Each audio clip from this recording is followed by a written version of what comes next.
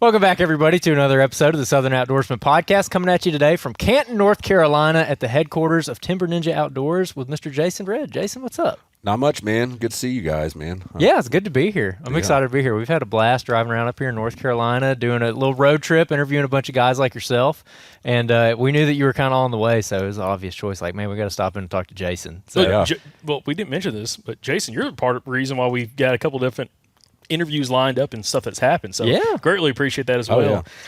So it's been kind of exciting kind of see. And I'm going to start off this conversation right off the rip with, and I've just told you this like 3 minutes ago, I have a newfound perspective of guys who can consistently kill a deer up in these mountains. Bow, rifle, doesn't matter. Dude, stuff is rough. Like North Carolina, like Western North Carolina, just any part in the mountain, it is a different type of hunting compared to even other mountains. Like when I've hunted the Ozark Mountains of Arkansas, parts of Alabama, which I don't classify as mountains anymore, this is very different on a different level. Yeah, I mean, it's big and vast. I mean, right here where we're at, I mean, we have like, I think 300 and something thousand acres of national forest here, and it's all mountains. And, you know, they say like historically, like Mount Mitchell, which is the highest point east of the Mississippi, which is here, it's like 40 minutes from here. They say that at one time it was higher than Everest. You know, and like these old mountains, it's just weird to get up there. You can just see like how old they are, and they're big and rough, man. Like I've been all over the West, I've been all over the East Coast, and I think it's harder terrain wise walking. I think it's harder here than anywhere, even out West. Like if we had elevation, I think, you know, it would easily be way harder, but like everything slips under your feet and thickets, you know, it's just, yeah, you earn them up here. I was saying that on a podcast we recorded last night. I was like, I've been to Wyoming twice, and one of the times we weren't really in the mountains, but the first time we went, we were in the Rockies, and it was tough, but it was more tough because we were at like 8,100 feet, and I couldn't breathe more than it was the terrain. I'm like, this terrain here was a lot harder to navigate than that, because we were talking before we got on, just the loamy soil that's all soft. Either you're walking on soft dirt, like a foot of leaf duft, or rocks that slide out from under you. Like those are the three things you're walking on. Yeah. I mean, if you came here in October and the leaves are down and dry, you're going to fall 6 or 7 times. Like, I don't care what boot you have. I mean, you were talking about, Jacob, earlier about the guy using like football cleats or baseball cleats. And I was like, that makes sense. Because sometimes I keep micro spikes in my bag if I'm packing out, because I mean, like I packed a buck out last year. I fell 6. It's worse coming out than it is coming in. And I fell 6 times coming out because leaves are covering limbs that are going downhill. Yeah, dude, I'm talking about, I busted my butt the last night coming out. I stepped on a log about that big around, and my foot just went out from under me, dude. I hit the ground hard. Like Zach was above me. He like ran down to me. He's like, "Are you okay?" I'm like, "Yeah, I'm all good." But he thought I like broke my tailbone or something. Yeah. No, with that, and also one thing that came in super clutch on, you know, hunting up here and kind of experience it is trekking poles. I don't know if you ever use poles at all. Now I've gotten older, I use them a lot more. I mean, I've always used them for packing, but now I've gotten to where I do use them, especially during gun season. I'll carry one just to kind of move around. I mean, it's like a dog having 4 legs, you know, like it just helps you like age yourself. Well, especially like one thing I noticed, like going up and down, I can't talk in elevation was handy, but side hilling, like those real slicks, like that soft soil side hills, real steep, to be able to kind of lean into that mountain or lean into that ridge and put that pole down as you're moving. To me, it helped a ton on that and keep your feet from coming out underneath you. But I mean, it's a different perspective now. Like coming up here, meeting all these guys that we've interviewed, experiencing some of this hunting, and just seeing, like we were seeing deer, we got on deer, but no big bucks, didn't get on any bucks, found some great sign, but just the challenge of putting yourself specifically with a bow or even with a rifle in some of these circumstances. Because like you said, some of these mountains, there's some open areas, but you were mentioning like earlier, it's like there's a very good chance you're not going to see anything in those really wide open woods, especially if there is cover around there. So you're going to have to get in there almost in bow range in order to shoot them with a rifle in some circumstances, but you have to get to the elevation of where those deer want to be at. And, you know, we found some deer at lower elevation, found some deer kind of mid-elevation on the mountain that we were hunting on. Never made it to the tip top, but it's like I can imagine later in the season those bucks getting higher and higher in elevation, trying to get away from some pressure, but also be able to cruise, you know, some of those long ridges as well, looking for does. Yeah. I mean, you know, the thing you have to think about here is food. You know, we don't really forest much. There's not a ton of ag. If you find ag, you tend to find more deer. But you got to look at the other food. And if you're not cutting, you don't have as much browse, you don't have cut over, so you're looking at mass crops. But you tend to find and learn where your browse is going to be in areas like that. Which that's why I'm like I really like creek drainage, especially like close to the heads. There'll always be a lot of like shrubbery growing there they like to munch on. But if you're around farm country, which y'all said y'all were around some, I think in that area a lot of your bucks they stay a little bit lower, and they move as the browse dies off. They move up to the mass crop, but they're also chasing cover, because all that cover starts dying down there, and you'll notice deer start moving back up. But you get in some, because there's a difference, because you go to some of these areas here that have zero ag, no forest, and it's just big forest. Those deer they're just where they are back in there.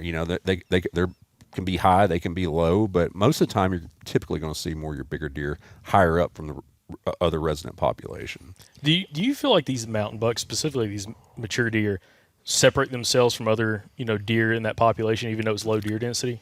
Yeah, I think that's just the key to older deer in general. They've kind of lived because they've been a little bit more nomadic into themselves. And Nathan Killen's a real good friend of mine, and he's a true believer in that too, about deer's personalities. And he thinks some deer are like people. They're born with a more outgoing personality and want to be around other deer more. And you see that, on trail cameras.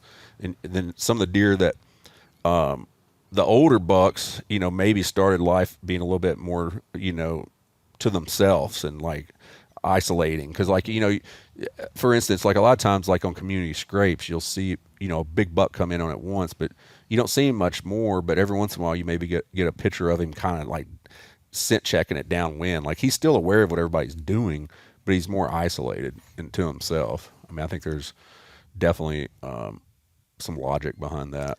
Well, we've talked to guys in Alabama who hunt more of a big wood settings. Like I'm thinking Tony Myers said almost the exact same thing that you just said. You could go in and you can find that big populace of deer where they're all hanging out, and then you start looking at the periphery of that, and that's where he'd pick up like some of those bigger deer. So you're saying you see the same thing up here in these big mountains? Yeah, and also like if you notice, not that we have enough deer that we get to see bachelor groups much, but I rarely see. I take that back. One time, 2 years ago, I saw a mature buck in a bachelor group, and it was in like mid-October.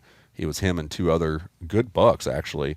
But normally you just see them by themselves. Like, you'll see the younger deer running around together, but usually up here I see most of the older bucks all year round by themselves. And see, that makes it even more challenging when you're trying to potentially cut some of that sign. He's kind of off doing his own thing, and not necessarily in that relatively speaking, more populated area pocket or where there's more deer at. He's probably going to be on the peripheral of that, which to me is a factor that I feel like we kind of ran into a little bit, where you'd find some big sign, but there was so much like mixed, some feed sign, red oaks. There was red oaks dropping up there. Wasn't many white oaks. You couldn't really find. I think we found one or two. One was actually dropping. Yeah.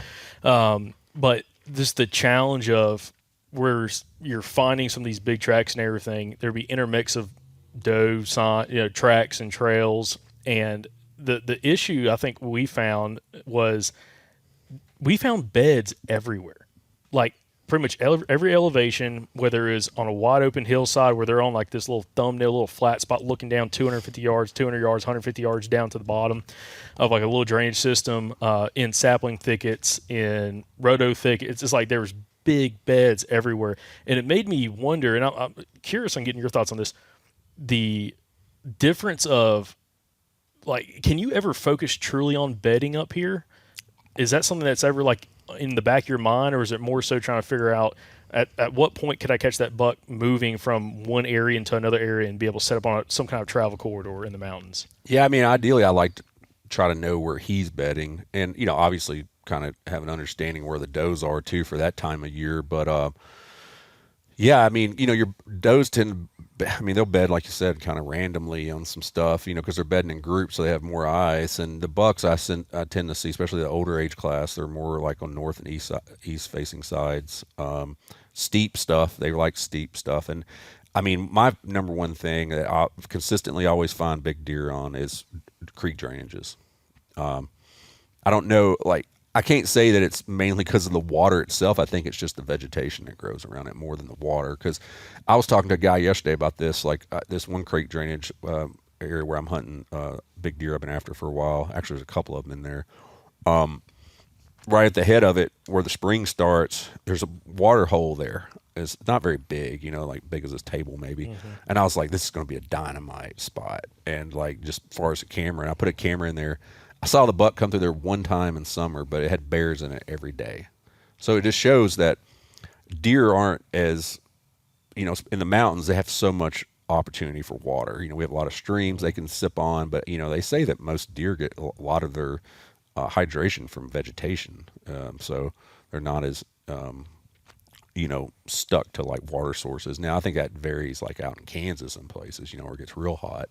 But these deer, they can lay on these north-facing sides in these hollers, and like they stay pretty cool, so they don't really get worked up much. But you can intercept them.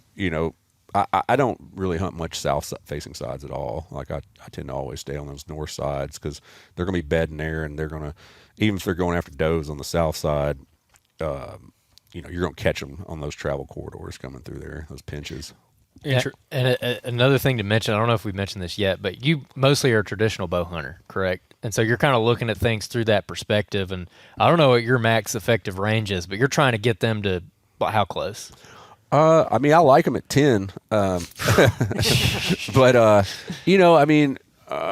I'll shoot one out to 25 if everything's perfect. But I really like 10, 15 if I can. Which changes it up, a little bit, getting in that close to them. I mean, that's where pinch points are like very key.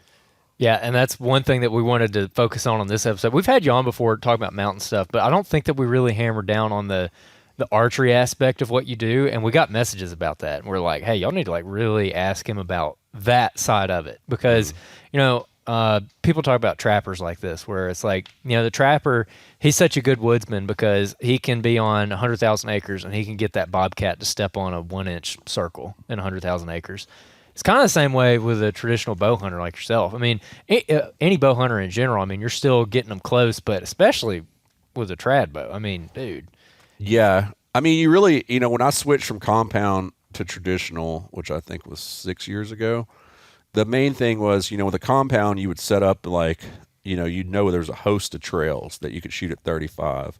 Well, then so you have to like take that down and like really understand what trail and where is he going to place his foot, like exactly. Like you really got to hone in your woodsmanship even more down. I mean, and the thing was like, I think I always did a pretty decent job of that because like most of my compound kills were an average of like 18 yards. And even like I was telling y'all, like I gun hunt a good bit in the winter because I could just walk it up here, and I love just doing it. And I scout that way, and but all my bucks I've killed with a gun have been under 50 yards. But getting it down with the trad bow, yeah, I mean you got to shrink things up. I mean the most thing if you're well, there's two things. If you're hunting here, you got to love just to be in the woods. It's not you're like focused on killing because it's not going to happen. Like you were saying, if a man kills a buck up here every year, I mean, that's solid. Don't get me wrong. Like I've been averaging like every 2 years is about the space for me. And it's really to kill deer here. And it is beautiful that we don't have a lot of deer, but we do have some really big deer. I mean, we're not 180, 190 stuff, but I mean, we're getting 160s and 170s killed up here every once in a while now. But like my goal has been like 150 or something. I haven't killed one yet, but like, but the beauty is like, you can find that deer and more than 99% of the time you're the only one after it. So, and it takes a couple years to like really figure them out because I'm not saying they're going 7 to 8 miles, but they do circuits of a few miles. So like you notice that like if you run any trail cameras, they don't come through very often. And when they're there for a few days and then they're gone. So it's really like, you really got to shrink it down. And when you start hunting with a traditional bow, it's another thing. Like you can't be about like only having success by killing something. Like it's got to be part of the journey. Like you got to enjoy the journey more than the prize. So yeah, I mean, shooting them up here with a stick bow is really, really a challenge, and because you have so much terrain. But once you find them, you just really, you just keep honing in. And that's why it takes a little while. Like, like to actually kill one is because there's so many scenarios that can work out, and especially getting them in a bow range. You know, like I've seen a lot at 35, but like getting them down in that sub 15 it's a challenge. Well, so this is one thing I've been excited about having this conversation with you about, looking at bow hunting through a traditional archer, traditional bow hunter's perspective, is I think it makes you a way better woodsman. And I'm not saying that everybody needs to go hunt with a traditional archery, but what I'm saying is if we can learn like your mindset and some other, successful traditional bow hunters, like guys has been doing it for a while, of what they're looking for, that gut feeling, and how, and again, a lot of it comes from the experience, but how to figure out what these guys are doing, traditional archers that are successful, how they're setting up and getting deer super close. It'll make the compound guy better, make the gun hunter better. It's like, if you can think of it through that lens, I think it just makes you a much more well-rounded and effective whitetail hunter if you can figure that thought process out. Mm-hmm. So what was like the big change for you making that switch, where like you were already kind of, trying to get deer within 35-yard range, 40-yard range. It's kind of hard with some of the cover in some of these areas. But when you made the switch, what did you have to change mindset-wise in order to try to set up on the spot that deer is going to step on in order to get an opportunity? I really think a lot of it was a little bit of just going off your gut, like when you go in a spot, you're always thinking, okay, this could happen. And then, for some reason, there's always that one tree or something that just says like, that's it, and it's based on, looking at trails, looking for like very subtle sign, I think, unless you pinch them down if you're a scrape hunter. Like I do hunt some scrapes, but I have not been as successful on scrapes. I'm more successful of intercepting them coming to a scrape or something like that, or food source, more than killing them off of that.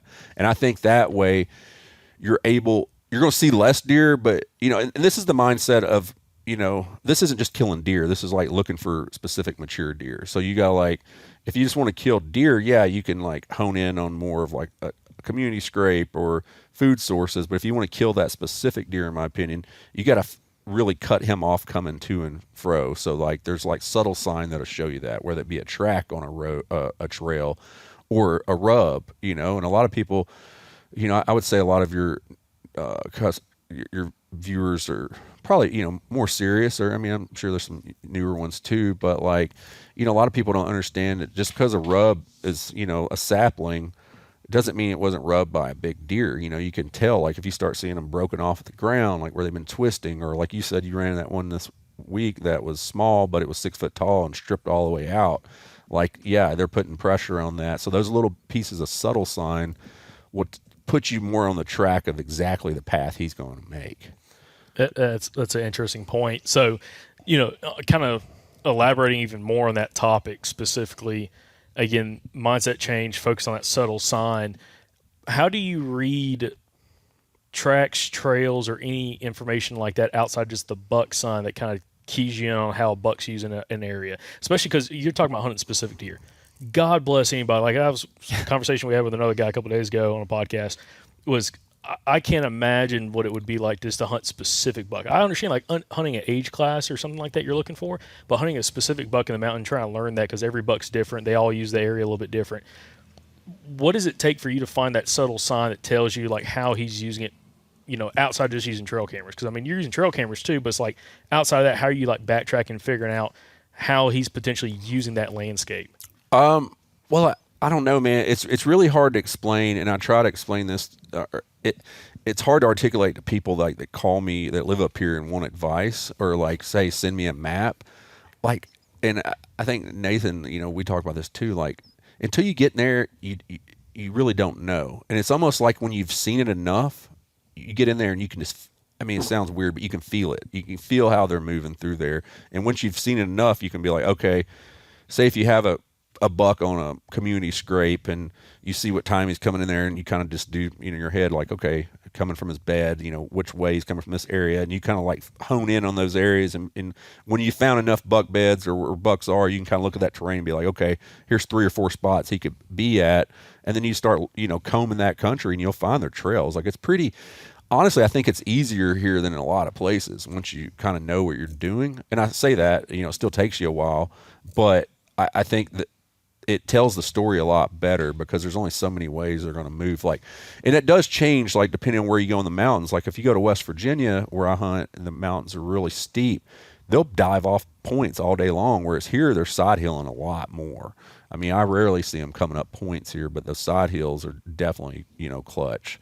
So, like, just keying in on that. And, like, tracks are hard to find. I mean, there's no doubt. Like, up here, I mean, I'm sure you saw, like, tracks are hard to find.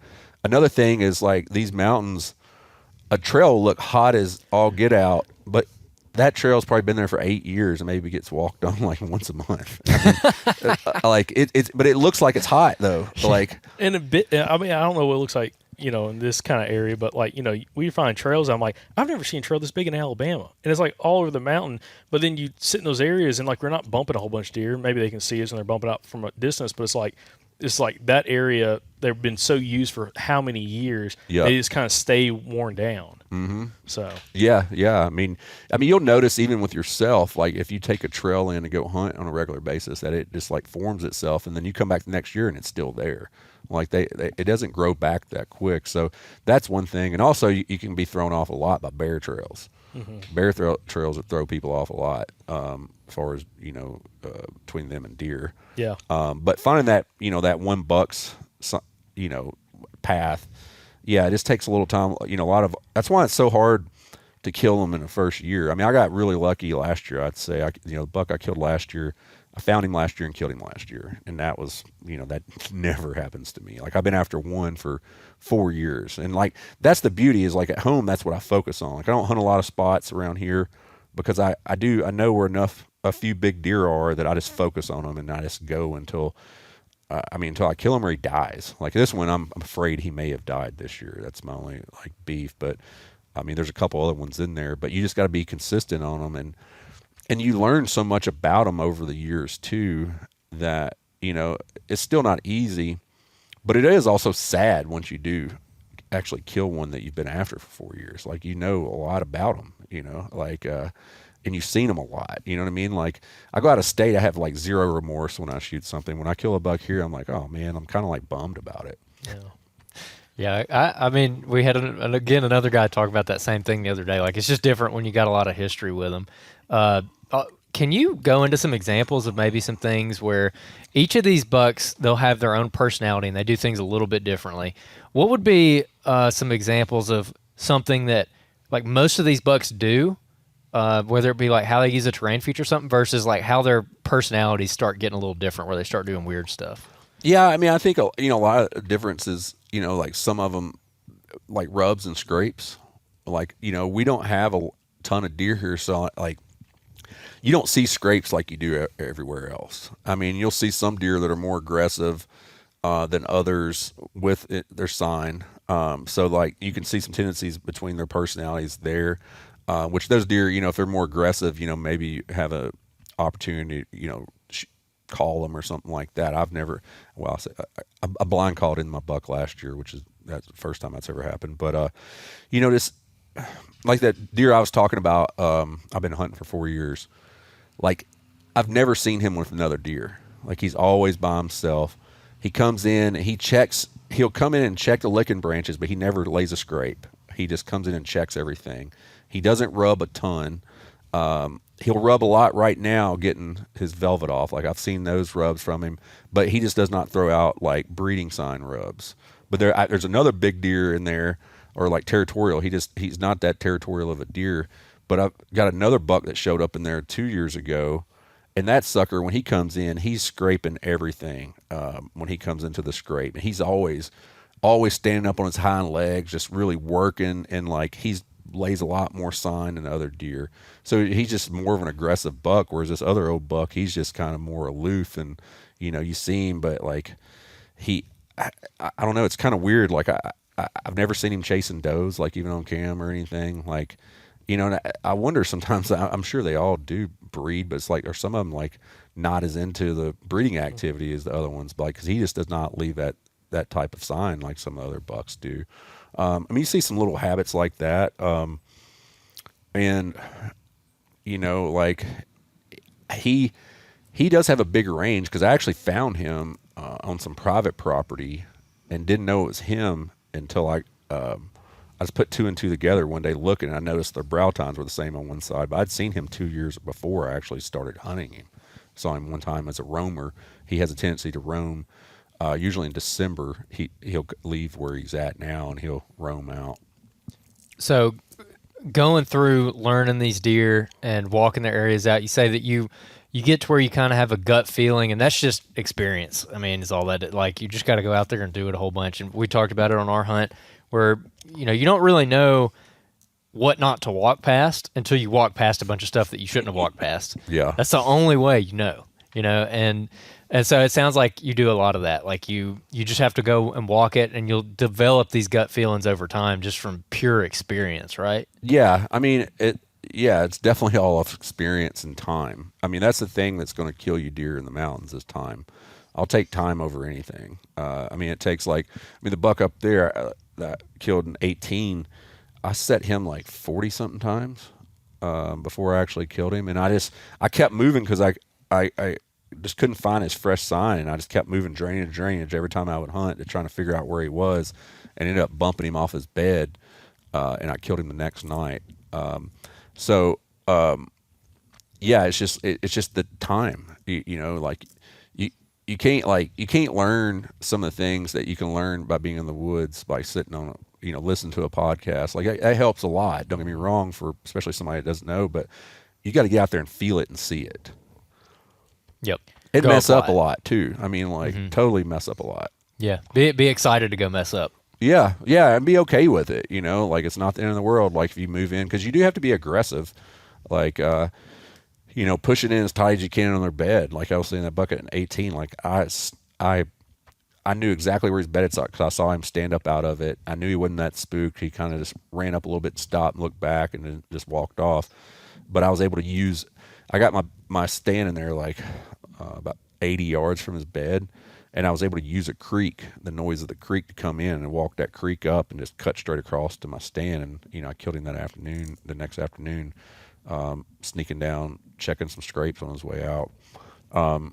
But yeah, being, willing to just push in there, especially if you're going to be hunting them on their beds. I mean, it's a completely different scenario. Like, hunting a deer in early season versus rut's completely different, right? Your strategy is going to change 100%, because you can dial in on pinch points because you don't know where he's going to be. And I think they're easier to kill early season if you find that buck than, it is in a rut, because you don't know where he's going to be. He's going to be running around there somewhere, but you can get in those pinches.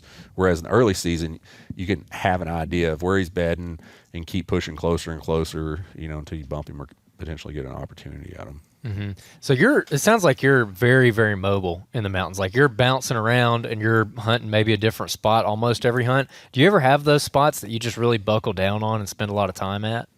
Yeah. Mainly like travel corridors and pinch points. I will, like if it's in an area that I know that they're using on a consistent basis. I try all the time on certain scrapes, but it's like I'm always like a day late, dollar short, on those.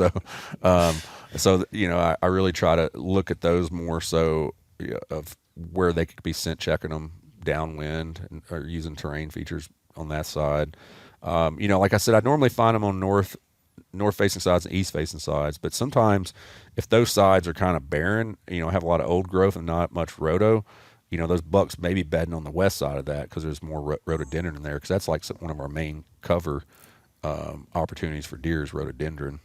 But for sure. Something I wanted to get your take on.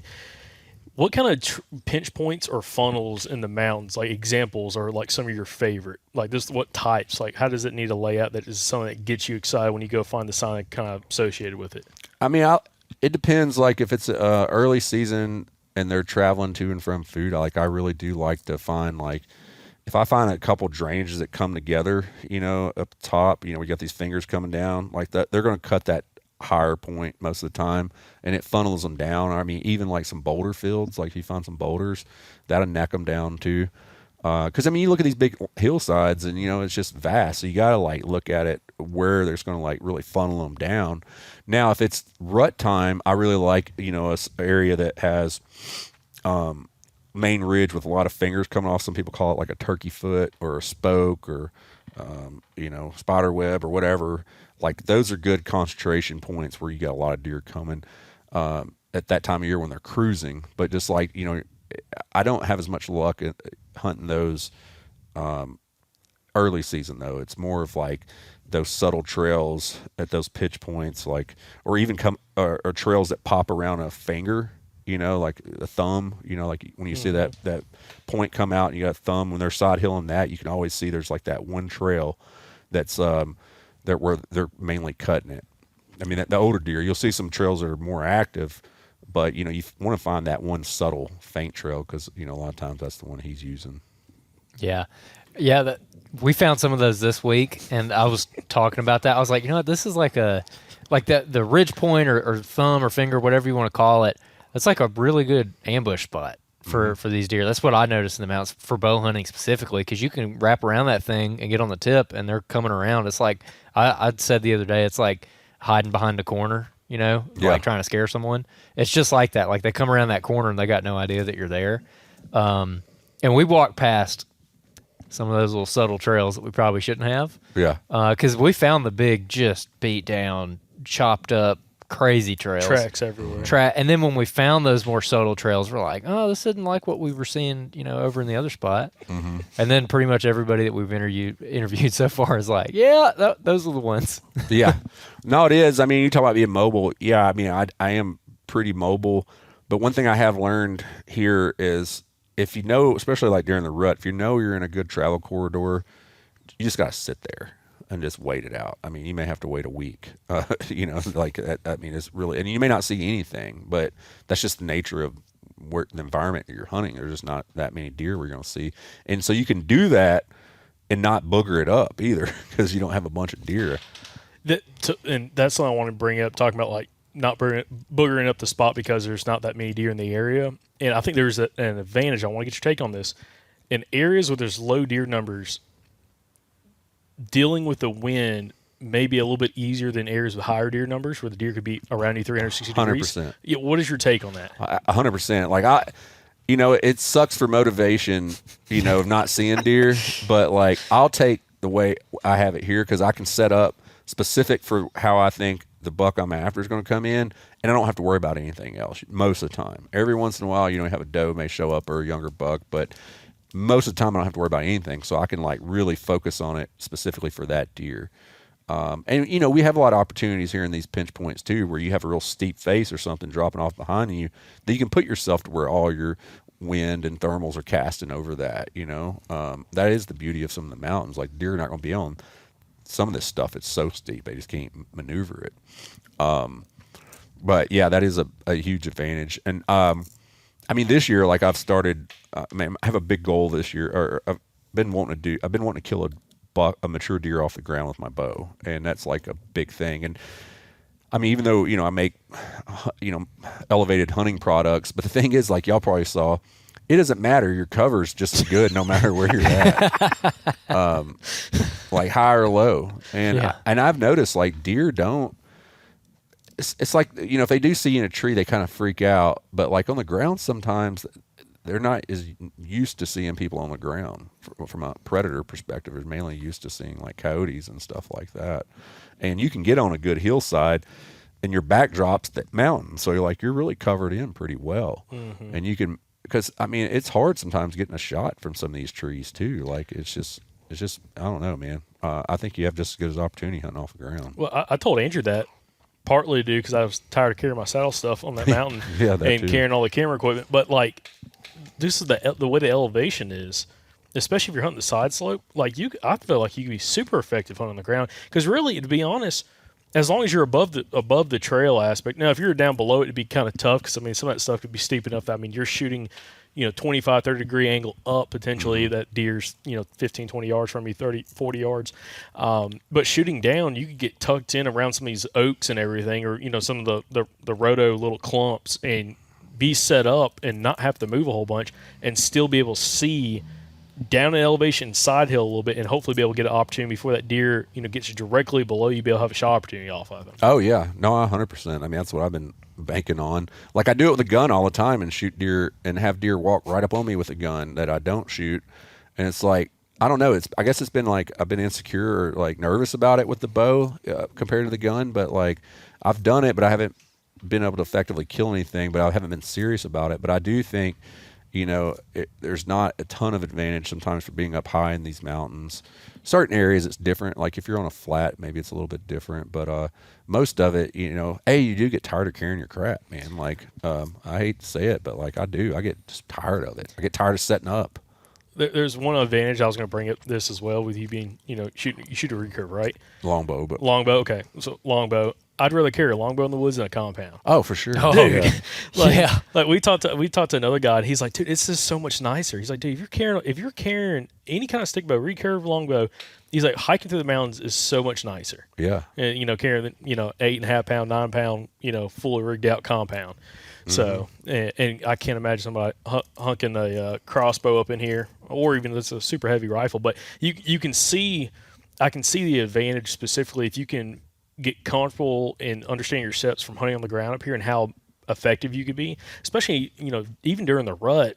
If you are sitting at some kind of pinch point, kind of like what you were mentioning earlier, but you see activity happening, You can move. You can move so Exactly. fast. 100%. Instead of having to drop out of the tree, pack your stuff up, and walk over there, like you could be there in seconds. Yeah, I mean, I shoot a shorter longbow. I like 56-inch bows. Most bows are 62, 64, what people use. But I think that short bow, it works well in a stand, but also on the ground, it works well. And I think a traditional bow is way more effective on the ground than a compound because you can, I can camp my bow all the way to the side if I'm sitting. But I have been using, for a while I used, when I've done that, I would take my my saddle platform and set it like a seat on the ground and use it as a seat. And actually Jordan, my business partner, he shot a buck in Kentucky last year doing that same exact thing with his platform, just sitting on the ground, and shot, with his recurve. But, well,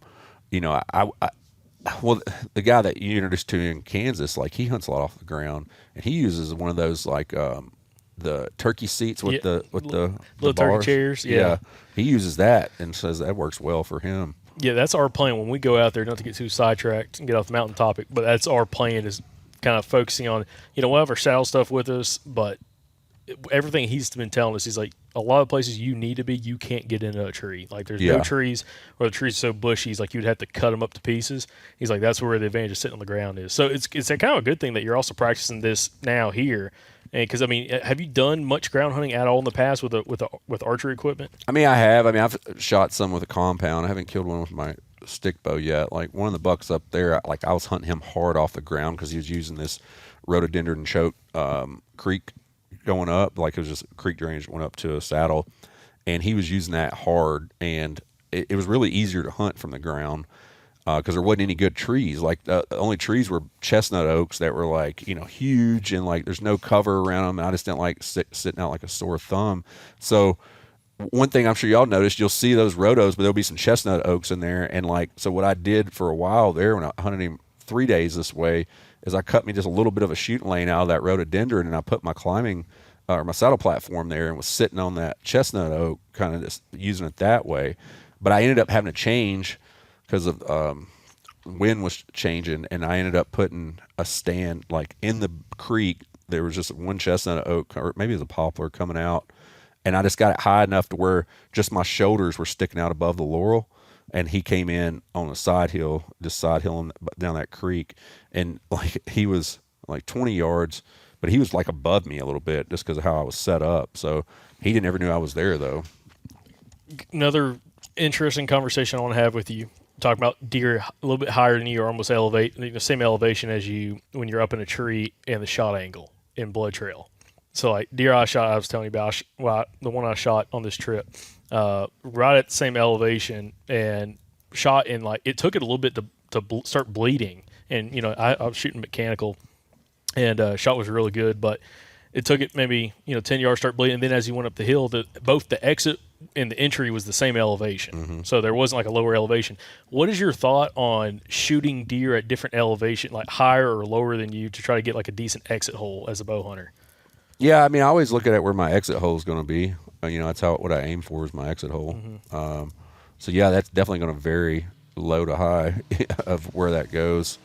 Yeah, And that's the beauty of like hunting low, is because like you can a lot of times be on the same plane, and it's like shooting your target at home. You know, like you straight through, like in one side or out the other, the same distance. Whereas if you get too high, you know, you're going to shoot down. That's a hard shot, man. Like people don't understand like how hard. And here you're like you can be 10 foot off the ground on one side and 50 feet off the other side. You know, that's a hard thing to consider too. You know. But, you know, yeah, but as far as that goes, yeah, it's just, you know, aiming for your exit hole. That, for like the buck you shot, you said he was a little bit higher than you. Were you just playing on that entry hole being hopefully where he's going to be pouring out of? You know, yeah. Your exit hole's going to be higher? Yeah, and it wasn't too bad. I mean, we're talking like maybe a half-inch difference with the angle, so it wasn't too bad at all. I mean, I hit him a little far back, but it was like, it was a liver shot, but he died in like 40 yards. Okay. So, and then also another thing I'm just kind of interested in, you're talking about, you know, you're starting to get into a little more ground hunting and open that up, which make you even more versatile in the mountains, I think. You know, building confidence. That's something I don't have a lot of confidence. I've killed a doe off the ground on my compound.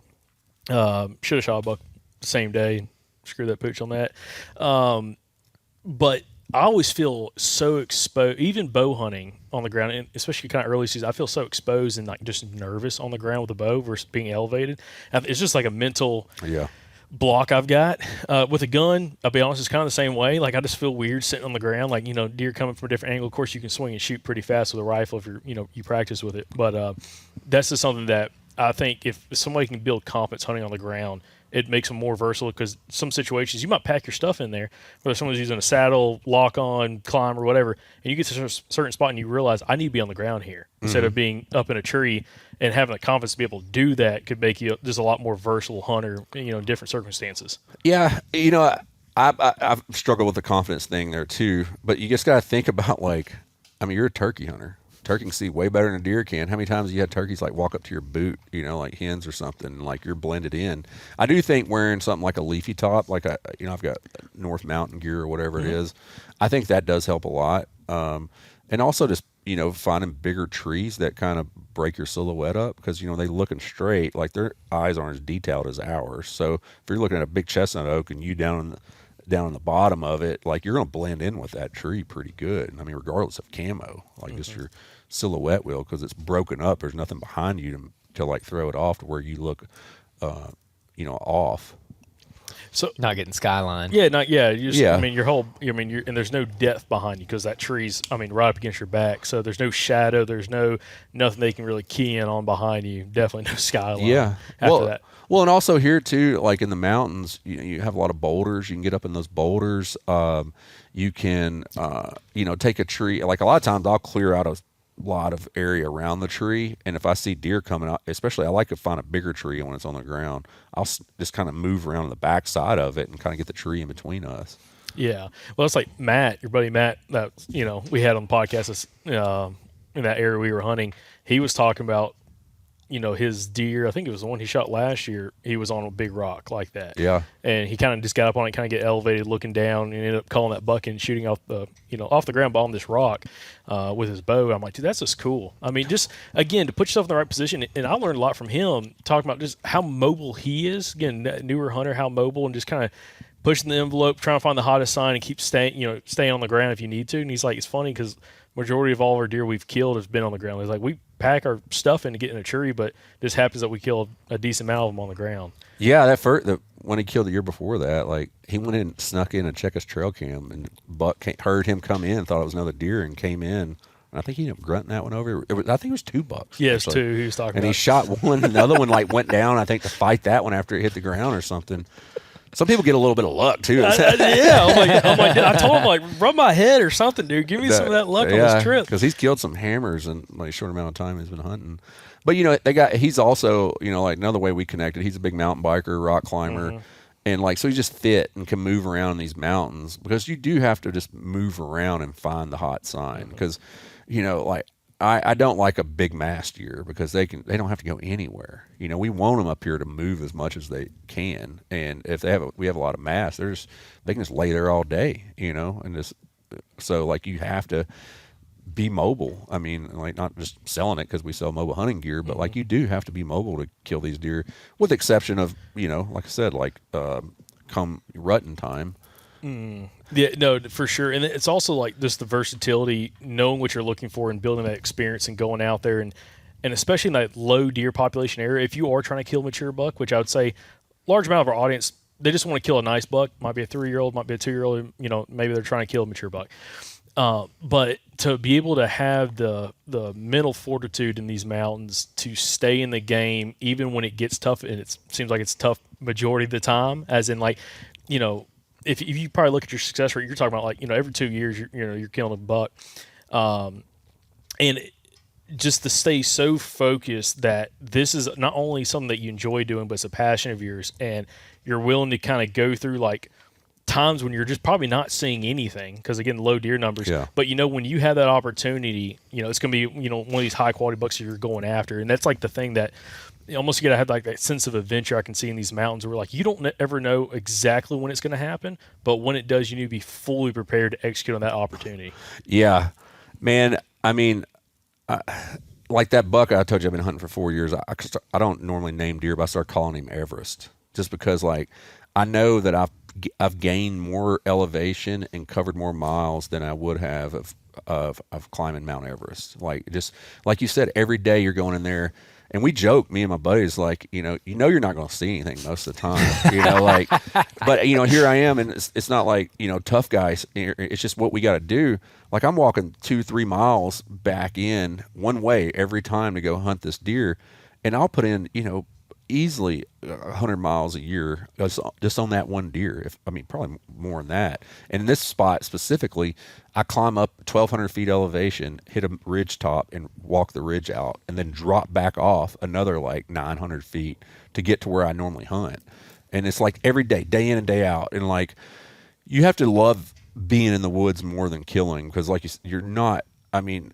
This area is a little bit better deer population. I do see more deer there, but I'm still like, if I hunt 4 times, I may see deer on one of them, but like I was saying with that buck I killed in 18, he was the only deer I saw that whole year in that area, but I knew he was there, and I just kept going and going, and then I killed him, and then it was like, man, I was just beside myself, like I just couldn't believe it that it happened. And it, like you said, it just happens.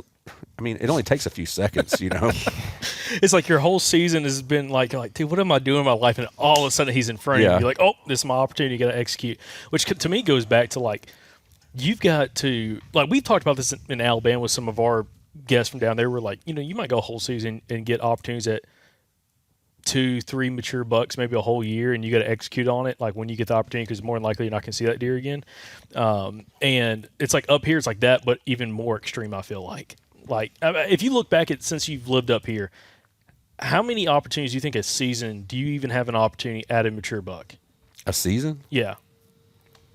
Sometimes just one. That's what I'm saying. Yeah. That's what I'm saying. Or like sometimes none. Yeah, yeah. None. A lot of times none. Yeah. But that's what I'm saying. It's like you're going the whole season. That's your goal. Is like, hey, I want to kill mature bucks. You're going the whole season, and you do not know for sure. Like, you have the hope, like, hey, I know what I'm doing. It's just I got to have all the puzzles, everything, all the pieces have to fall in line in order to make this happen.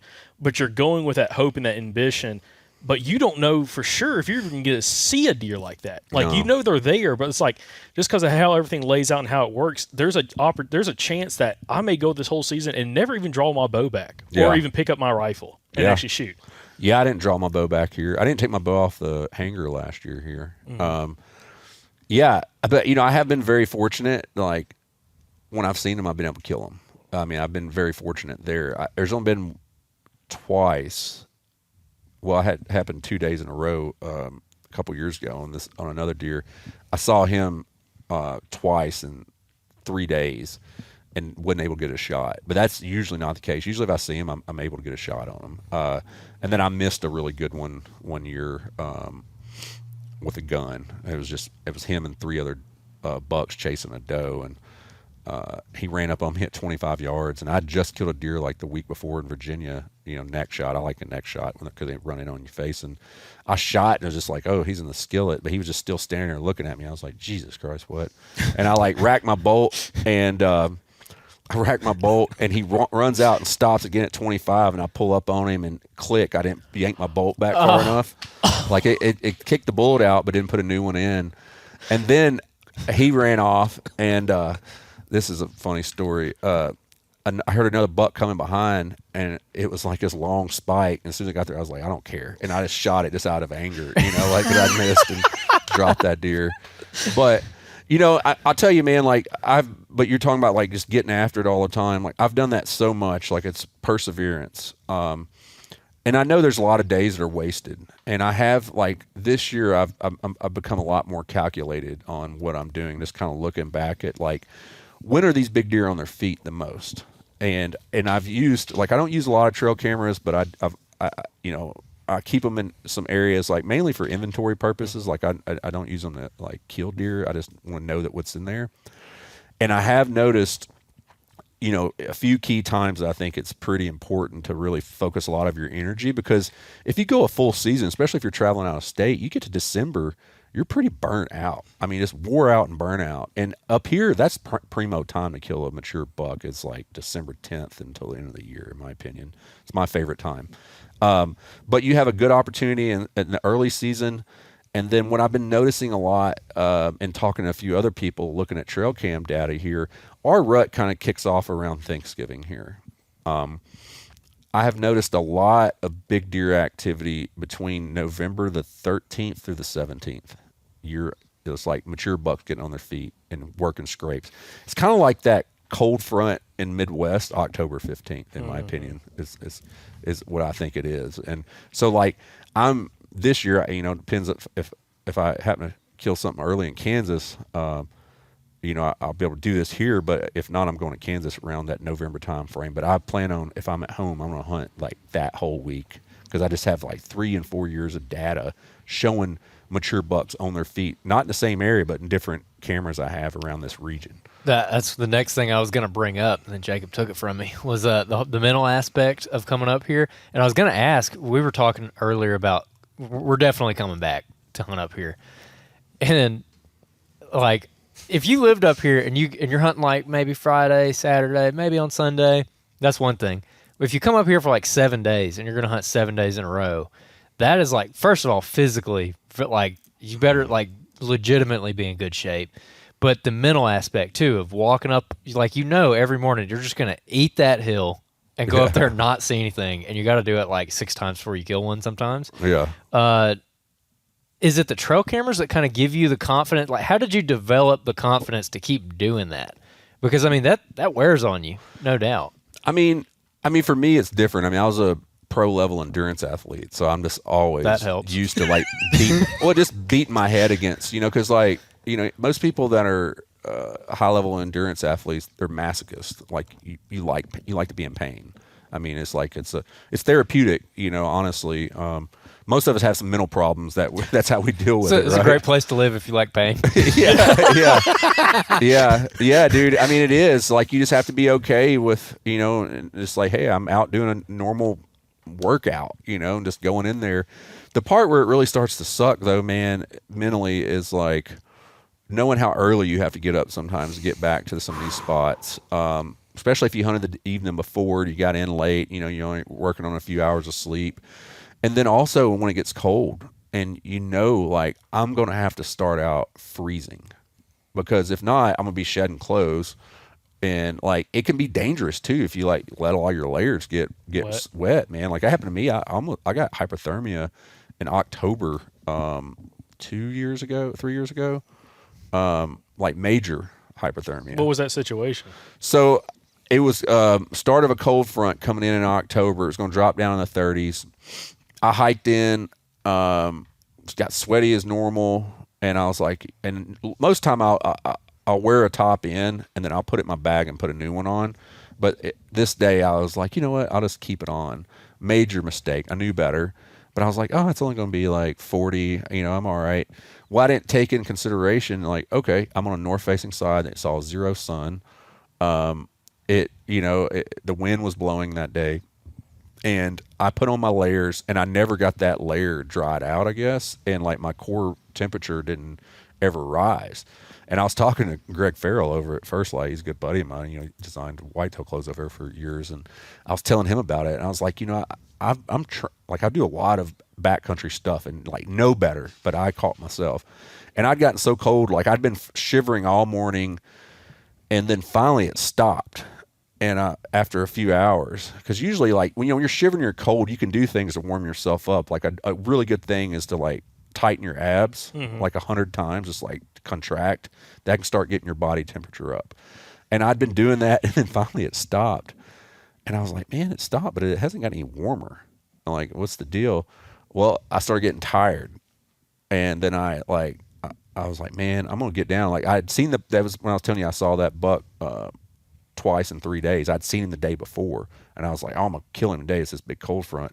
So I was like planning to sit in there all day long, and I was like, man, I don't feel right. Like my head's not right. I need to get down. And like I couldn't even think. I had to like seriously focus on how to climb down my tree. And I was like, wow, that's weird. And it wasn't even registering that I was like having hypothermic, reactions. Cause it's like, it's something you didn't think was going to happen. And I get down and I was like, I'm just going to sit and eat because I don't want to leave. I'm going to eat something and see if that warms me up, and I'll get back up in the stand. Well, I get there and I was eating, and I started getting sleepy. And I was like, oh, this is not good. Like, I need to get the heck out of here. So I ended up walking out, all my clothes, like I was just so cold. And it took me an hour and a half before I started feeling warm again. So I think it was like, when I looked it up, I think it's like stage 3 of hypothermia. Because your body goes to a point where it doesn't feel like it's cold anymore. I've heard that people who get hypothermic, they end up like trying to dig a hole. And they dig their own grave on accident or whatever. Yeah, or stripping their clothes. I was about to ask, did you feel the need to dig a hole? No, but I started getting tired, and I was like, oh, I don't need to go take a nap. I can tell you that. Yeah. And dude, those north facing slopes, one crazy thing about the mountains is, your forecasted temperature could be whatever, but on that slope, like what you're talking about, it could be way colder on that side. Yeah, for sure. It's kind of funny you brought that up. I never thought about that in that situation. I did something stupid in Iowa. The first year I hunted Iowa, I killed a buck with muzzleloader late season. It was -7 when I shot that deer. And when we were getting the deer out, we carted out, me, buddy Michael Pike, and our buddy Rendell Eric helped me get the deer out. Michael Perry, what did I say? Michael Pike? Yep. Sorry, no, not Michael Pike. Michael Perry. And I shed all my layers. I went down to just a wick base layer, and it was like -10. It was -7 when I shot the deer. It was like -10, windy when we were getting the deer out in the dark. Gutted the deer the whole 9 yards. It kept coming back, and I'm like, I'm cold. And like it was that thing, like you're shivering, but I'm like, move, it's no big deal. We'll get back to the truck when we load the truck up. And it was like a numbing sensation over your whole body, and then it felt warm. I'm like, this is kind of weird. I get in the truck, and I had like an hour and a half drive back to the hotel we were staying at, and I didn't feel warm until and I had the heat blowing the whole time. I didn't feel warm until I got to the hotel. Oh yeah. And I'm like, this is bad. Like, this is real bad. And like, I was trying to put stuff like layers back on while I was in my truck, and I'm like, that was the dumbest thing ever. Just shedding, because I was like, I don't want to sweat. But dude, it was stupid. But man, who would have thought you should wear more than a t-shirt in -10-degree weather? I mean, well, how could you have known? I was getting hot trying to drag stuff out, and I should have too many layers. Anyways, but it's crazy. To me, that's a good lesson, though, what you're talking about. For guys that, like, it doesn't have to be crazy, crazy cold, but if you screw yourself on wearing either certain layers that don't dry very well, or also not changing when you get into the stand, especially on a hunt like that when you're going in, you're not just a couple hundred yards from the truck. Right. It's a different situation. You're putting out so much energy, and then you can't get warm. You're in that situation. Like that's something people ought to really pay attention to. And I can see the advantage, especially like up here, of having something you can swap into, another base layer or something, in order to have a dry layer next to your skin after you kind of air out and then start layering back up. Yeah, it's mainly when I'm proper in my normal, or doing my normal technique. I get up there and I'll take my shirt off once I get in the stand, and I stuff the sweaty one in a pocket, and I'll sit up there and just let myself cool down with no shirt on, and then I'll put some layers on. Like, I've always just loved merino wool, so I've worn it most, but merino wool takes forever to dry out. 100%. Even if it does. Yeah. So I've quit wearing merino wool as my next to skin. It's mainly synthetics there. Unless, especially walking in. That's a big thing, and just like getting some good mid layers for yourself. I think, like those times when it's kind of off, when you don't think you're gonna get hypothermia is when you actually get it. Like I've hunted the buck I killed that black buck up there. I killed him on Christmas Day, and I'd been hunting him for 3 days, and it was like single digits every day. And I was hunting for like, man, I'm good for about 4 or 5 hours on those days. That's about like is all I could handle. But like you come way prepared and everything's perfect. Like I think like it'd be hard for me to get hypothermia in that situation unless I like fell in the water or something. Well, but, you're more concerned about it and Yeah. you're paying attention versus like Yes. those. I mean, it's crazy because you're talking about like a day. It's like getting in the 30s, maybe like anywhere between like low 30s to the 40s, but you just get soaking wet. You're in a wind-blown side of the ridge, in the shade. You're not ever in the sun because it's north-facing slope. Like those are the factors, like you're saying, like how you getting yourself in more trouble because you wouldn't think about it. Yeah. Going, like, oh, it's gonna be cold. It's gonna be cold, but it's not gonna be like frigid. Right. But again, you could put yourself in a bad situation pretty quickly. Yeah. I mean, that's the stuff too, man. Like, I don't know. I've argued with people about scent control and stuff for so long. Like, from being up here, there's no way you're not going to get sweaty. Like, I don't care what time of year. 0% chance. Yeah. It can be 10 degrees out, and I know I'm going to be sweating starting that morning. That's why I was saying, like, it sucks so bad in December, like, getting motivated, be like, okay, I'm going to wear a T-shirt and no base layers, but even though I'm freezing to death, and I'm going to go ahead and open up my side vents because I know I'm about to be hot. But it takes about 10-15 minutes and you're warmed up from walking. But there's just no way to like keep yourself completely scent free like that. Like you're just so sweaty, it's ridiculous. I was telling him this week, I'm like, it's been nice. It's been every morning when we left, it was in the 40s, and in the afternoons it would get to like 72, 75 maybe. And I'm like, when it gets a little bit warm, like I'm not going to call that hot. It's definitely warm, but not hot. I'm like, yeah, you sweat and everything, but it would almost suck worse. I was telling him if it was like 20 degrees because I know I'm going to sweat and I'm going to be cold. Like I'm just going to be really cold. It's Yeah. going to happen. There's no way around it. And yeah, the scent control thing is a nightmare too, I'm sure. One thing I wanted to we got a little stretch with the hypothermia conversation, but I think it's a great conversation. One thing I wanted to bring up is you travel a good bit and hunt.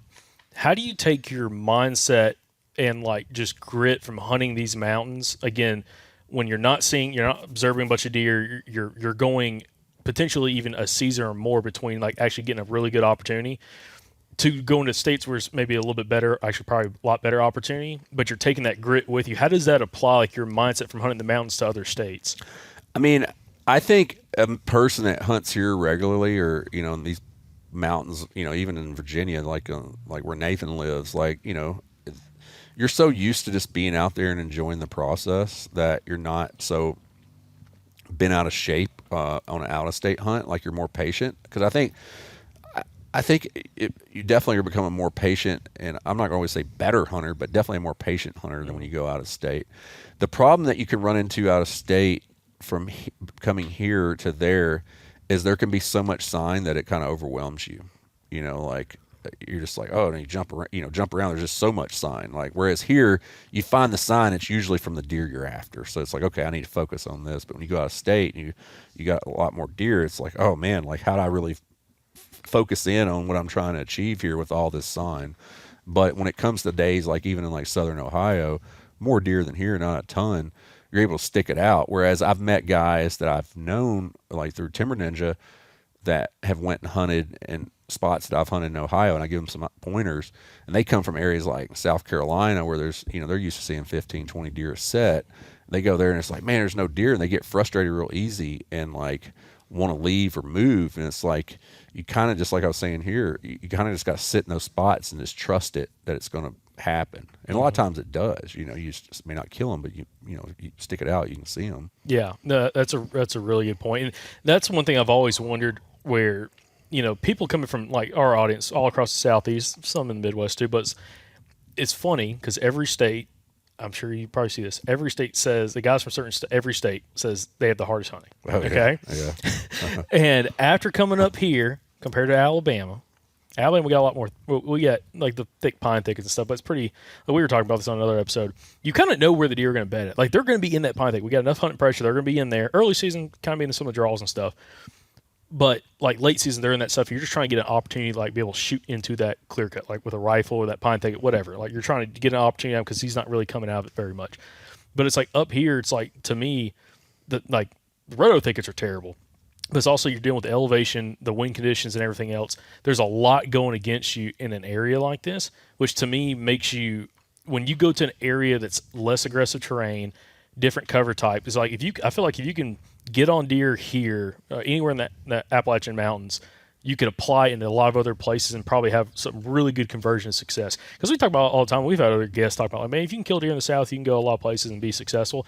I think that's true, but also I think if you come from an area with high deer numbers in the South and you go to an area where there's not a lot of deer, like you're saying, you get frustrated very quickly because you're used to seeing so many deer on a sit, versus when you're going from low deer density to another area that has lower to mid deer density. You're talking 3, 5, 6 deer per square mile to 10 deer per square mile, 15 deer per square mile.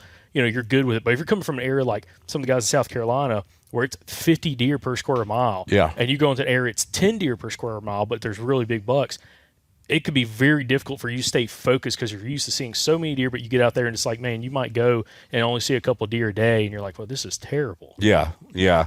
And whereas, like here, you can see an area and you're like, man, this looks sweet, but like there may not be any deer in there. Like you can spend all week in there, you're not gonna see anything. Like I tell guys all the time, like I can look at a map every year when I'm doing like scouting, and I'll find 20 places that look perfect, like that should hold deer, but you maybe 2 of them have deer. Like because deer are pocketed here. I mean, you'll notice. There's things that can help you. You're definitely going to have a better chance of finding deer if you're closer, has a public that's close to ag, or any type of cuts or burns. We don't do a lot. We're starting to do more of that up here, especially around areas where they have elk, where the elk are. They're doing a lot more habitat work. Some of the WMAs, game lands here, that are not national forest, they do plant some food plots, but those things are like nightmare of people.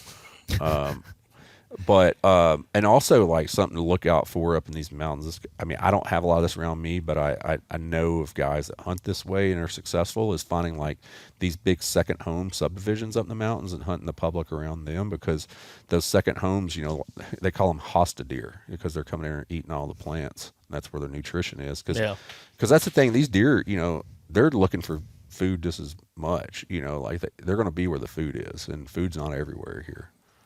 Yeah, that's where I wanted to go to. By the way, I like to ask guys who hunt in areas like this question, just because it's fascinating to me how you guys get on deer consistently and stuff like this.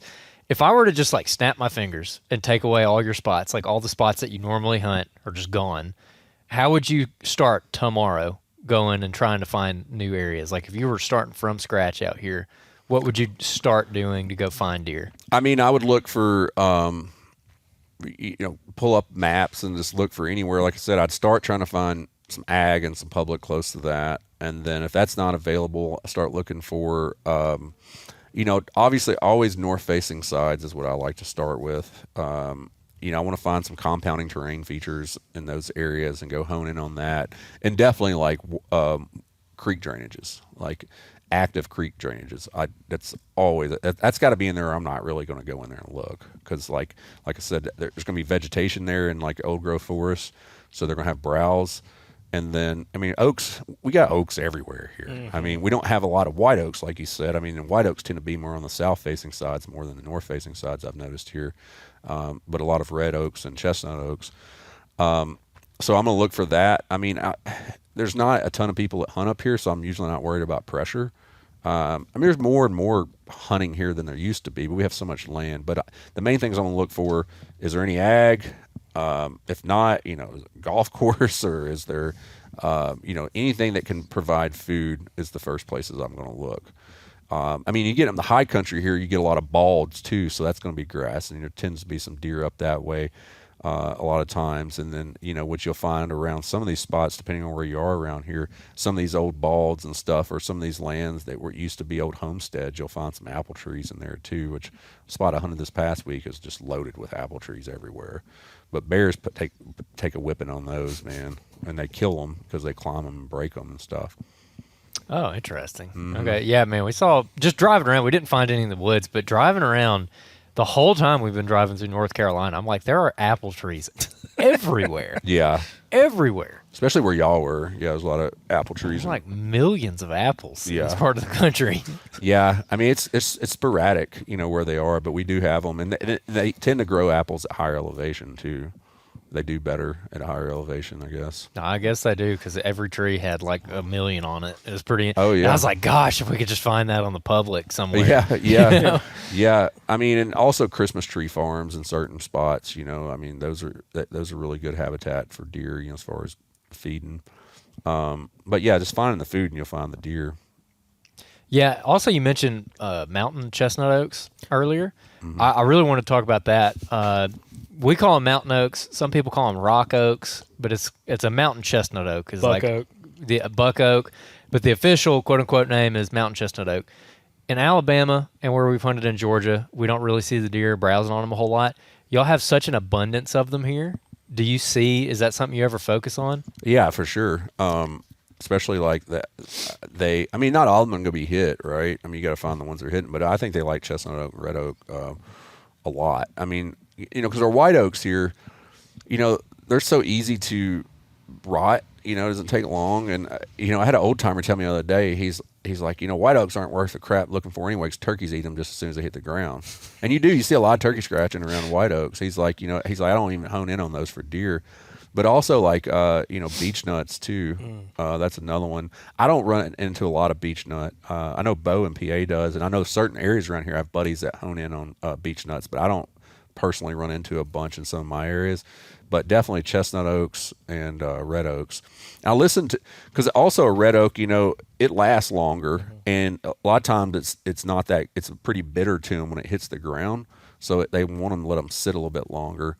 I listened to a podcast not too long ago that Steve Shirk did with Bo, and he had some really interesting information talking about, he says that mature bucks prefer red oaks and chestnut oaks over white oaks because they're mainly on the north-facing sides.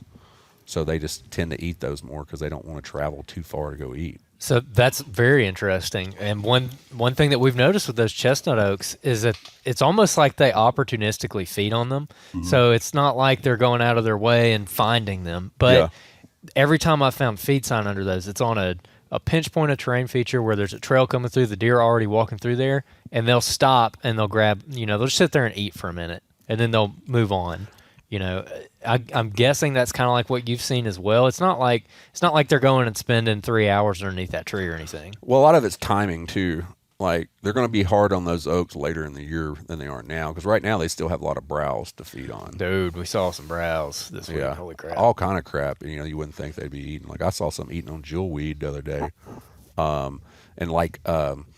they really like stinging nettle too. They ate the tops out of that stuff. Dude, like crazy. We found acres of that browsed on the mountain. Because it'll grow like waist high, and it was knee high. This whole like the drainage, like someone went in there with a weed eater. The tip of some of these creek drainages, it would be like beautiful, just nothing but the stinging nettle, wood nettle, the whole thing, and it's like big timber and oaks right there, and it's all browsed down to like your knee high. Yeah. And it's just insane. And then beds kind of scattered through where they're sitting there probably browsing, all probably late summer doing a lot of it, but even right now, it was insane seeing that. Yeah, they're going to be in there until the first frost. And I mean, that was something else that Steve Shirk said, that a lot of times you may not see as heavy browsing until the first frost because they're going to eat all that green they can. Because a deer in his diet needs the balance of green and acorns. It's like, you ever notice late in the season you start seeing deer heavily concentrating on whatever green they can find. Mm-hmm. It's because they've been eating a whole, November, late October, November, December, eating nothing but protein. So, it's like the digestive tract isn't working as well. I mean, I think that's why you have a tendency to see that time of year. I mean, I'm not a biologist, but you notice like if you're around a lot of oaks, a lot of the poop's all clumped up. Mm-hmm. Even though people always say like, oh, it's a buck if it's clumped. I'm not 100% sure about that. Mm-hmm. But you do notice a lot of poop is clumped around oaks because I think they're eating so much protein. Yeah, I've definitely noticed that, and that's what I've always thought it was too. I'm like, it's more of a dietary.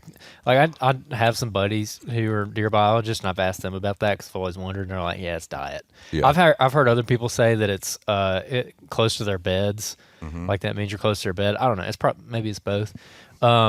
Now, once that first frost hits, what what browse will they end up shifting to? Because like they're going to eat a bunch of acorns throughout those months of the year, but there's still got to be some browse that they're going to be looking for. And for us in Alabama, it's maybe like yellow jasmine, honeysuckle, greenbrier. And so they suck up into those pine thickets where they've got the visual obstruction. You can't see into that pine thicket, but also that pine thicket has a good component of that greenery up underneath it. So they're bedding in their food. Do you see the same thing here? Like, I don't know what the browse will look like up here in December, January. Yeah, I mean, definitely greenbrier. I mean, I've seen them eat some ferns in some areas, not as much. I hear people targeting ferns in certain areas. Like, we have a lot of fern here, but I don't see them getting hit heavy. Maple leaves is a big one. Late season oak buds. We found a lot of maples. So. And when they're really in dire need of food, they'll start to eat laurel and rhodo too. Yeah. Not much, but once they need it, they will. But yeah, that, I mean, I've seen them munch on mushrooms before, like, like different mushrooms on trees, like, made of like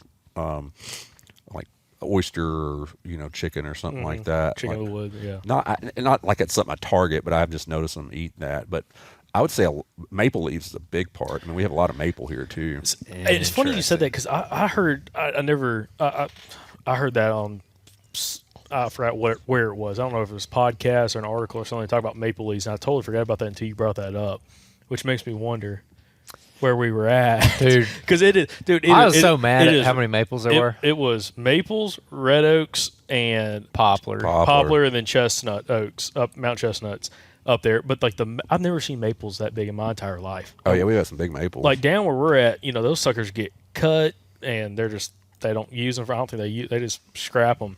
But like you find some in some SMZ's little hardwood ranges, and they'll be a big one be 15 inches diameter, 16 inches diameter. Dude, there's some up there. I was like, from a distance you're looking at it, you're like, man, that looks like a white oak. And you get over there, like that is the biggest maple I've ever seen. Oh yeah, yeah. We kept thinking we were finding white oaks, and we're like, nope, another maple. It's the 835th maple we've seen this trip. Yeah, I like a maple though, especially for setting up in, because they always have like a lot of branches and they split a lot. They'll hold their leaves a little bit longer. And same thing with like a beech. A beech holds its leaves pretty much until end of December. Seems like a lot of times. I love a good beech So tree. are the deer eating those maple leaves when they fall off the tree, or like Mostly. on the saplings? Mostly. Well, if you find when it blows over, a maple always throws a lot of sprouts. Like in the early season, like they will wear those out like crazy. But mainly like when they're changing and they hit the ground, like you'll see deer just when you watch them walking through the woods, they'll just like maul them down when they see them falling. Interesting. Now, we found a spot. We were coming around a ridge point when I took Jacob on a death march on the first day. And we wrapped around this ridge point, and it was real steep. It was real rocky. There's like a big boulder right there. And this whole thing was covered in greenbrier. I mean, just all over. So that's something that you would drop a pin on and be like, after the frost, I might need to come check this again. Maybe it's.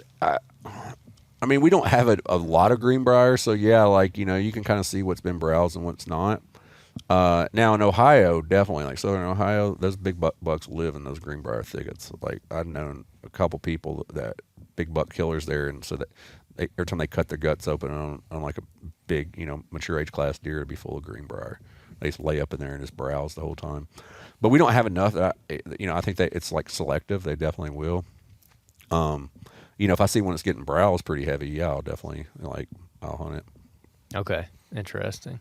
Yeah, we were talking about it all week. We're like, man, when the leaves drop in here, it's gonna be so open. And so does that just really just stack these deer in those rhododendron thickets, or are they still bedding on these wide open ridge points? I mean, in my opinion, I see most mature deer being pretty heavy thermal and visual based beds, more so than being in the middle of a thicket. Like does, you'll see them kind of bedding a lot, like amongst oaks on flats and stuff, like they're in that, or just there again though, visual for them a lot, because some of it does completely open up, and yeah, they'll be on the rhododendron side too. I know this one spot that I've been after this buck, like I'm pretty confident he's staying mostly on the west side after all the leaves drop. Okay. And also on that in that same vein, a couple weeks ago we interviewed a guy named Chad Grove from West Virginia, and he hunts mountains, and he was talking about how these bucks, like in this big country, they move, and we kind of get in our heads like, oh, I got to get 100 yards from his bed. I got to get 80 yards. I got to get like right there on him. And his whole theory is like, I don't really have to be that close to him because it's not like in other places where they stand up and they mill around in one spot for half an hour. He's like, when they get up, they're going to wherever they're going, and they got to cover ground. I guess because their resources are so spread out. Would you agree with that? Have you seen similar things here in Western North Carolina? I mean, I think a lot of it's based on the time of year. Like he's not going to be out moving around a lot in daylight if he doesn't have to. Like I mean, if he feels good, he will. But like, I think it's still important if you know where he's bedding to get as close as you can to it, because I don't think he's like moving, 1,000 yards in the last 30 minutes. Like you want to be as close to him as you can. Like he may have a destination to get into, like those oaks and those more open spots. But that's going to be more at night than it is in the daytime. Mm-hmm. So I definitely want to be closer. Another thing too is like, a lot of these bucks, especially like in West Virginia, man, they really love like really, really steep sides. Like I was in some stuff this turkey season where I deer hunt in West Virginia, and like I was impressed with how steep it was. I've turkey hunted over there, Southwest West Virginia. Yeah. That's what would give this some of that stuff we were on a run for its money. It's different. And it's not like crazy high elevation, but it's like the way they, especially start getting into that mine country, they blow the tops off these mountains, all that debris rolls down, and it is just like soft soil, super steep. And you're like, how do trees grow in this? Because if you're trying to go up that and trying to hit like one of those, as our buddy Josh Shiderton says, those skidder trails at different elevation lines, I mean, it is intense. Like you're grabbing stuff as you're going up. Yeah, no, 100%, man. And like this spot I was in there, like, I mean, I was getting cliffed out and like still seeing deer trails, but then I saw tons of buck beds when I was coming through there. And the same thing here, man. Like, I think one thing you were talking about earlier about going other places, one thing that by hunting the mountains like where we live in like West Virginia and places where it's bigger and steeper, is it gives you appreciation and an understanding that, in some of these like more hill country areas that have some steep sides, that really those deer, more than likely, there's bigger deer on those steeper sides. And that's probably, we've had other guests in the past talk about that, like in bigger hill country or more mountains, is like, if you're trying to find the oldest, maturest buck, you got to find the steepest, nastiest side of wherever that ridge is, whatever the topography lays out, whether it's hill country or mountains, and that's where they're going to be at. And so just trying to figure out, like, well, how can I get an opportunity at them? Because it's going to be rough no matter, you got to come in from the top, coming from the bottom, side hill, to try to get in that bubble of where that buck is spending his time and moving. It's going to be super tough. Yeah, and without him seeing you, too. I mean, or hearing you. Like, that country's not easy to move in. I think some of the sound stuff, people take a little, I mean, certain noises are one thing, but like rocks rolling or sticks breaking, like they're a little bit more used to that. I don't think they fine tuning on that as much, especially if they can't put a smell with it. Yeah. Well, one thing, I mean, kind of on that, dealing with the steep country, one thing I'm curious about, because we dealt with this in one of the areas that we were scouting, hunting our way through, which is when you get to, there's like different soil types, it seems like on these mountains, different elevations, different ridges will be completely different. Like one might be really rocky, one's a lot softer soil. It's weird how it lays out. Those areas where it's just a bunch of these small rocks, like we got on one ridge system, and the one that had all the greenbrier on it, and it was just the whole ridge was just covered in all these rocks, like big rocks, but a lot of small rocks, and it was hard to read, look for tracks, look for trails. You'd find some, but it's like the sign, like that, the walking sign wasn't being laid down as easy because of how hard the ground was. Yeah. Compared to the ridge next to it, which was super easy because everything was super soft. You could read it super well, excluding rubs, scrapes, all that kind of stuff. Do you deal with that a whole bunch in certain areas? And if you do, how do you handle just the lack of seeing the tracks and trails so easy in that versus like trying to find, rubs and potentially trying to find a scrape in that area? Yeah. Scrapes are usually pretty minimal. I mean, you don't see a ton of scrapes up here, period, because there's not enough flat ground for them to actually leave a scrape. That's one thing. That's why when you do find them, it's usually in saddles or logging roads. Yeah, those rocks, we call them baby heads, essentially, because they're about the size of a baby's head. Okay, Yeah, I mean, it's a big thing, like in mountain biking too, like a lot of baby heads, rock, like rock gardens you go through. But yeah, I mean, you kind of see how the trail will go through that stuff in areas where it's like more soil and more grass. You can see and kind of visually seeing the topography, how they move through it. 'Cause that's the thing. These deer, like, they take a topography line everywhere they go. You know, it's side hills and meanders, but there's not much of going up and down in that. They kind of just snake it around more than anything. And so you'll see it, you know, defined in areas, and you can kind of just see it, how it lays. You know, it may not be visually there seeing the track or whatever, but you may see that little rub, or you may see some poop or something like that. It makes you understand you're on the right track. But it's kind of one of those things too, like when you've been on them enough and walked them enough, like you can just kind of, it's just a sense you have for it. Yeah. So there was I typically have a pretty good gut feeling like, oh, we're about to bump a deer. Yeah. And I said that a couple times on this trip, and we never at least heard a deer get up or saw a deer get up. But I'm like, man, we're about to bump one, and for whatever reason. And I don't know if you deal with this. We asked a couple other guys that hunt, you know, some area out here, you know, this part of North Carolina, and a lot of them were talking about like deer, because they're bedding with so much with a visual advantage. They're not blowing when they're getting up and like taking off. If you bump them, they just kind of get up and just ease off, and they don't really take off because they can see you from so far away unless you jump one like right in front of you.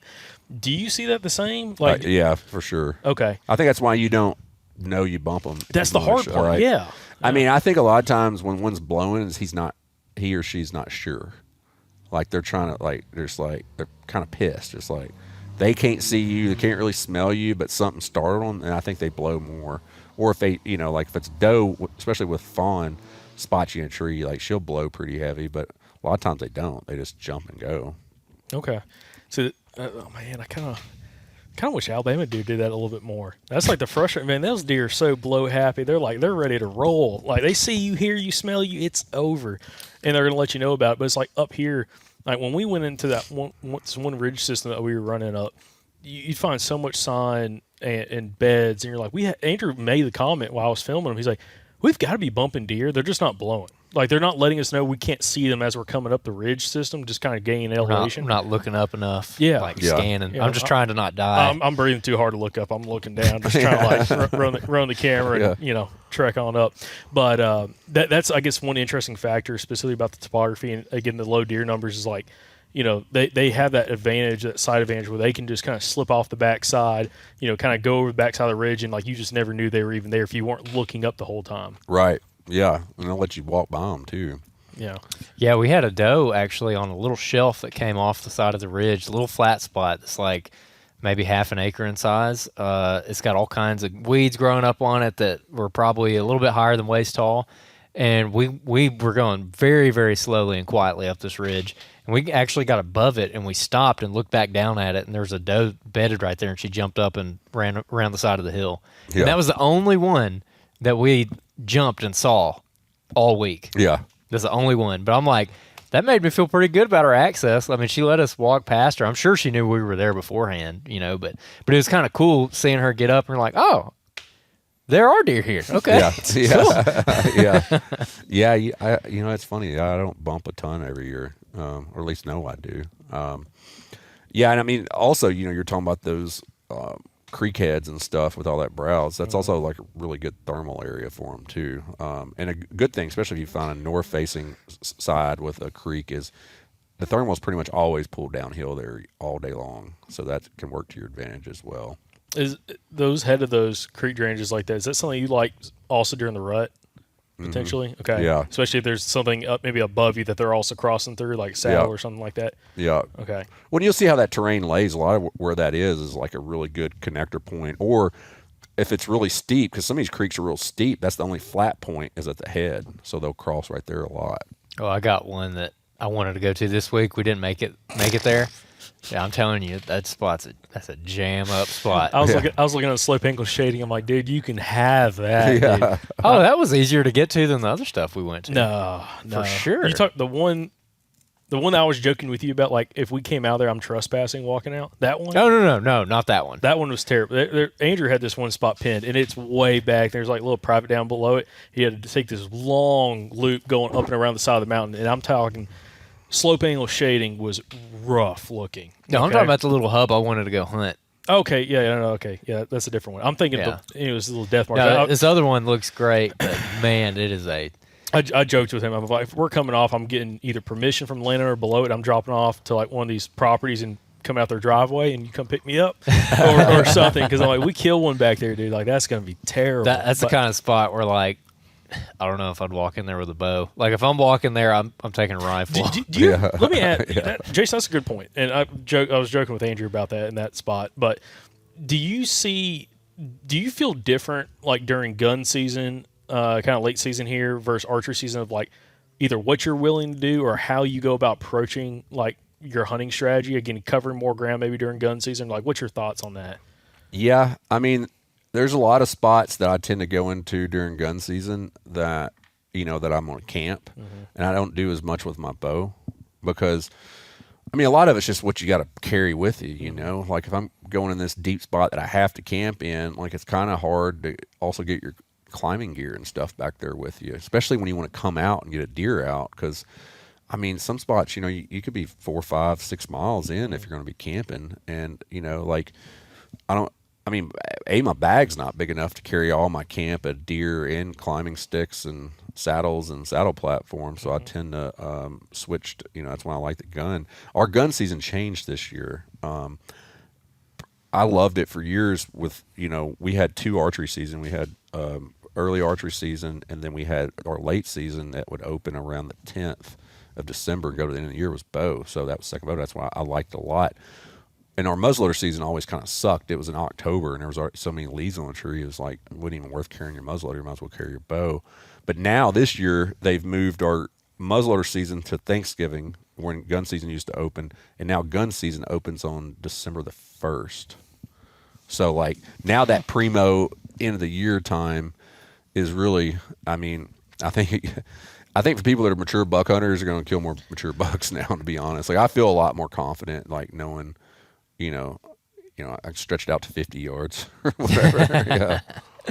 No, but that's interesting that they made that big of a shift. Hopefully that's something that sticks around, because, again, we were talking about coming back kind of that later Thanksgiving time period, early December, to hunt next year, and kind of compound what we learned. And come to find out, we met a couple guys, interviewed a couple guys that, hunt that same area, and there's a lot bigger deer than I thought there was up there. Oh, yeah. So, it's going to be interesting, but it's one of those areas. I was joking with Andrew. I'm like, dude, if you come in here with a rifle and just focus on covering ground and get to some of these big terrain features, and just have the patience, like, hey, for 6-7 days, ever how long we're here, and you're hunting for that long, like, you're just sticking to one of those major terrain funnels where all these deer are going to be coming through over the top of the mountain and everything, you should have an opportunity at some point. Like, it's just whether or not, I mean, you might see that, 150 yards through a bunch of stuff and you can't get a shot at them, but, you should hopefully be able to lay eyes on something, in that atmosphere.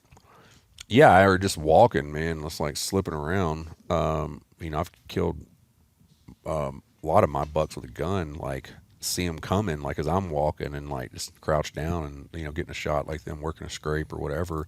Especially, like, a lot of those creeks that have roto, they'll put scrapes on the outsides of those going down some too. Okay. And check them and wind check those. Yeah, I mean, yeah, gun hunting up here is fun, man, because you can get deep and, like, I don't know, it feels like a Western hunt. And, yeah, if I was going to come back, I would come, sometime around 10th if I was going to stay for a week. I mean, Thanksgiving is kind of like our prime time rut or whatever, but, like, I don't know, it seems like it's a little later and later. I mean, I did kill my buck last year on Thanksgiving Day, but he was just there, and I grunted him in the fog, blind grunted him in, which worked out because it was foggy, he couldn't see, and the way he had to come to, for catch my winter thermals, it was like right next to, I went up this real steep creek drainage that has a couple waterfalls, small waterfalls in it. That's my access point to this spot. And you're talking about steep. That place is nasty, and it's choked up with rhododendron, but it's a good access, and it's beautiful up there. A lot of terrain features come together, and it takes about a couple hours to get up there. And I went up there in the fog, and it was a little warm on Thanksgiving. And you know how, like, when it's foggy and you're sweating, you can't get your phone to work, like push anything, like, the screen's all wet. And I'd gotten off track a little bit, and I was like, God dang. And I mean, I literally couldn't see from, my hand in front of my face. It was so foggy. And I got up there to where I wanted, because right where I popped out of that steep drainage, I just set up right in that saddle right on the other side because there was a lot of terrain features on that north side that all came up, and then you had the terrain features on that side. It was just a major hub for deer to kind of traveling through the mountains when they're cruising. So I set up in there, and I got in there just right at gray light and set up on the log. I was like, I'm just gonna let out a grunt, and I rarely do like blind call, but I just did. As soon as I did, I heard brrr, and I was like, oh wow, really? And I knew there was a big deer in there, and he was just coming grunting the whole time, but I couldn't see him, and he was coming towards that south side where my thermals were kicking down and the wind was going, because the wind was coming out of that north, and I was like, oh, he's screwed anyway. He goes because how he's coming. And man, I was just watching, and he kept grunting as he was coming, and all of a sudden I just saw this huge silhouette come out, and I was like, I don't care what deer that is, I'm shooting it, because I saw he had a really good side, and I shot him at 35 yards. He never stopped walking and grunting. I shot him right. I was confident I hit him behind the shoulder, and I shoot like a 270 with like 160 grain nozzler partitions, and he kept walking, and he got to like 20 yards, and I hit him again in the shoulder, and he just still kind of looked around, and there was hair going up in the air, and I had one bullet left because I only had 3 bullets with me, and I was like, what do I do? Like, do I go Winchester on this thing? And he stopped at 15, and I hit him again, and he shrugged up that time and went off the mountain, and I heard him crash. Dang. Yeah, he soaked up 3 270 bullets. I mean, he's the biggest body deer I've ever seen up here. He was huge body deer. Is he up here? No, he's a taxidermist. Okay. Yeah, he had 25-inch main beams, 13-inch G2s, like 20 inches wide. But he had broken off a third of his right main beam. Oh, man. But I wonder who was fighting. I know. I found another big deer in there. I think he was fighting. That may have been him. Okay. Because I do think, it's kind of like turkeys and stuff with these big deer. If you kill because he was bedding up there right on that point. I'm a believer that sometimes these other subordinate bucks, or other mature bucks come in and take that deer's territory over after especially if he was an aggressive one like he was. I think it'd open up. Like when I killed that one-eyed deer up there, that 6-point that's all weird, he was a bully of everything. Like I had pictures of him squaring up with bears, like bears coming in on him, and like it was an acorn flat.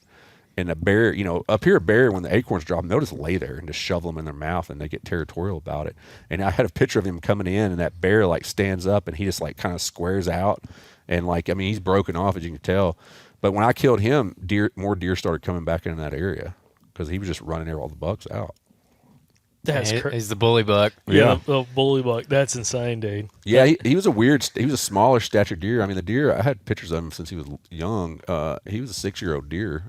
5 or 6, I can't remember. I think 6, but he was short and he was almost all black. He had black down his back, and then he had white legs too. Like his stockings were all white and his feet were white. Really unique deer. Okay, no, that's awesome. Well, I mean, there's a lot of good takeaways out of this episode. One kind of final thought I have is looking back at the mountains. If you were going to explain or describe your passion for hunting, like in this rugged terrain. Of course, you live here, but like why you do it. What would be the reason?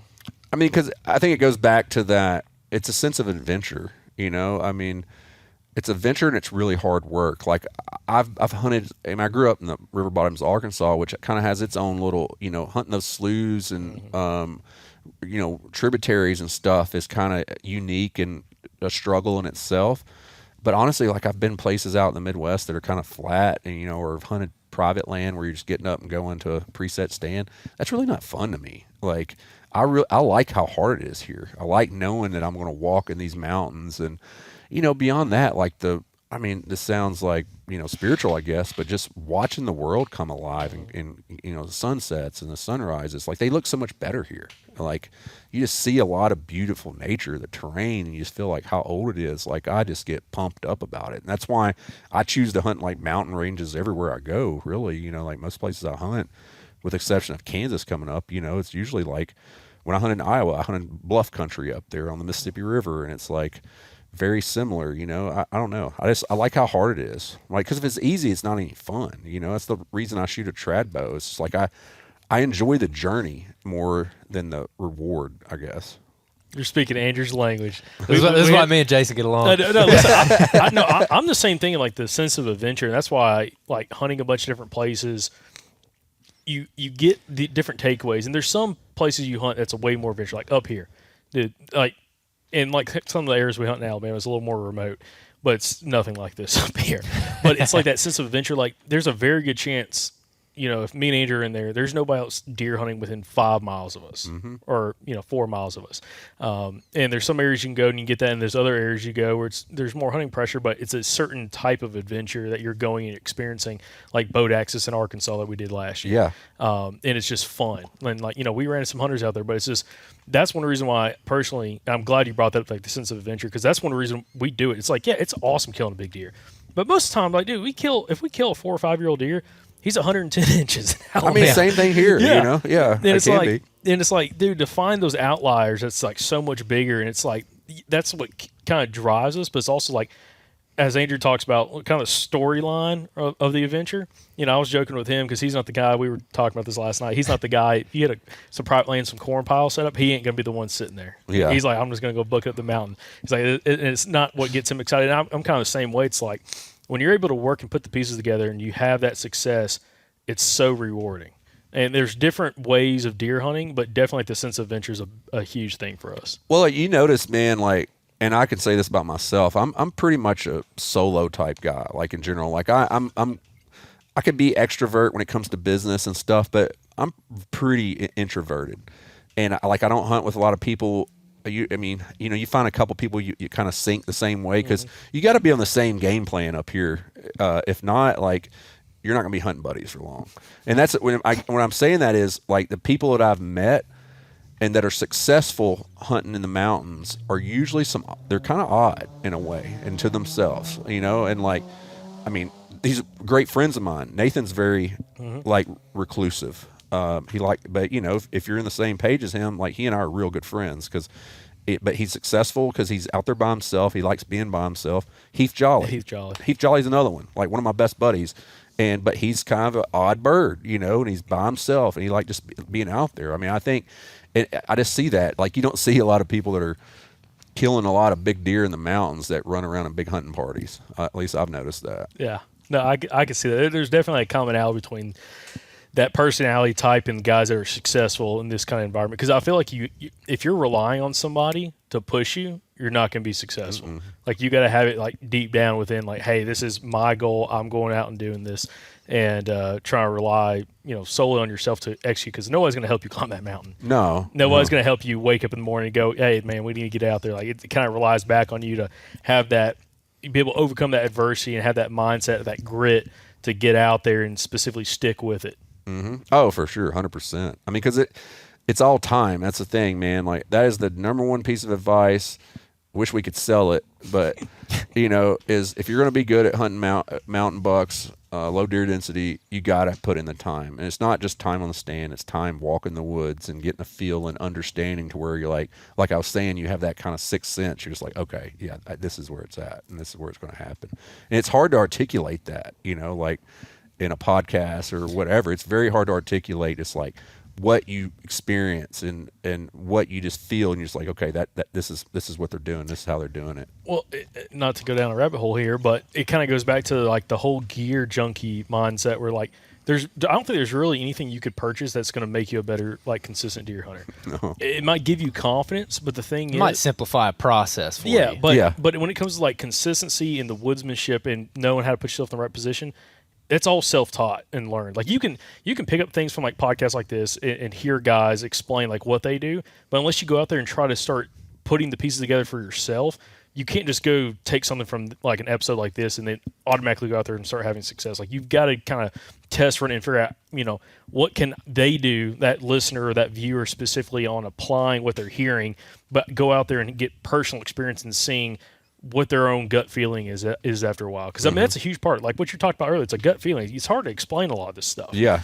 And put it into words where people can, figure out how to do it for themselves. So I think that's a huge aspect of kind of like what you do, and also a commonality with a lot of our other guests. Like, it's that woodsmanship is time in the woods, and it's always constantly learning. You've got to be learning. You got to be asking why. You got to again, not get so much in a rut, not talking deer rut, but a rut of like nothing happening, that you don't change. Like I'm sure like you talking about earlier on, bounce around from spots in certain areas where you're hunting specific deer and you have certain things you're looking for, but if it's not working, you're going to kind of keep staying mobile until you can put the pieces together. And that's a huge thing because, there's guys, Andrew has told a story before, guy he used to hunt with that pretty much killed a pine tree, climbing it with a climber because it was the only spot he knew on public land. And he just went back to it. And I think didn't he kill a deer there? Yeah. He didn't kill a deer. No, we got mad at him for hunting it 14 times in 14 days. And then he quit hunting it for like a week and a half. And then one of our other buddies went in there and killed a buck. He killed a really After nice we deer. let it breathe, I'm like, dude, you got to let that spot breathe a little bit. But yeah, so there's a lot there. But Andrew, do you have anything else? That's all I got, man. Jason, we appreciate you hooking us up with all these people, man. This has been a phenomenal trip. It's been fantastic. This is also my first trip since going full time with the podcast. So nice. I'm having a blast. Yeah, that's a way to celebrate. Yeah, man, it's been awesome. It's been awesome dragging Jacob up and down a mountain all week. That's been fun. Dragging is that's a harsh way to say that. I don't know about dragging. Yeah. I wasn't in a jet sled, so. Hey, if you had a jet sled, you'd get down that mountain pretty quick. I know. It'd be like that scene in Christmas Vacation where he's like, pew, going down the hill. Yeah. Gone. Later, dudes. Yeah, later dudes. Yeah. No, but no, Jason, appreciate you letting us come up here and do a podcast with you, and again hooking us up with some other awesome guests. So real quick, if anybody wants to reach out to you like directly, potentially had questions, I know you're a super busy guy. Also check out any of the products or anything. How do people get a hold of you? My personal is private. Like I try to keep my personal life outside of work and hunting. But Timber Ninja Outdoors on YouTube or Facebook or social, that's usually the easiest way. Or shoot us a message through the website. Talk about products or hunting. I like talking about the hunting more than I do products, to be honest with you. Right on. That's why you're on the podcast, my man. But awesome. We'll appreciate you joining us. Listeners out there and viewers, appreciate y'all watching and listening to the podcast. If you enjoy the podcast, go leave us a 5-star written review on Apple Podcasts. Tremendously helps the show. Or if you're on Spotify, go just leave us a 5-star review there. All the video listeners or video watchers, viewers, I guess is the correct term to use. Appreciate y'all watching the podcast. Please share it with some friends and allow us to keep on growing this thing so we can afford specifically do more in-person podcasts like what we've been doing this whole trip. So appreciate y'all watching, appreciate y'all listening, and we'll catch you back here on the next episode from the Southern Outdoorsman Podcast. And remember, guys, y'all stay Southern.